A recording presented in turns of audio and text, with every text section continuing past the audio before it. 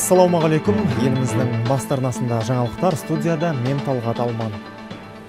Елордада жазушы, драматург Абай мен Шәкәрім мұраларын зерттеуге өлшеусіз үлес қосқан Қайым Мұхамедхановтың 100 жылдығына арналған еске алу кеші өтті. Әдебиет өкілдері, ғалымдар қазақтың қайымы туралы ой пікірлерін айтты. Қазақтың мұрасының, әдеби мәдени мұраның қызғыш құсы секілденген қайраткер ел үшін, халқы үшін аянбай еңбек етті. Тіпті Абайдың әдеби айналымға түспеген 31 өлеңін тауып, топқа қосқаны қандай ғажап. Алаш ардақтылар жайында жазғандары бір төбе. Ұстазға шәкірт болып, кейін өзі де ұстазға айналған тұлғаға кіші буынның беретін бағасы да зор.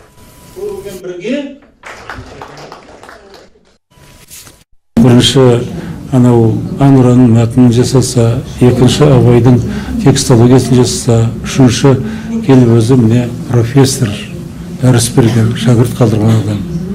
Бұл қайсар, қайратты жан. Бұл Мұхтар Әуезовтің әріптесі және шәкірті болды. Сондықтан да осындай азаматқа қазіргі біздің құрмет жасауымыз, ол біздің парызымыз. Қазіргі айтарымыз осы, 16:00-де қайта жүздескенше.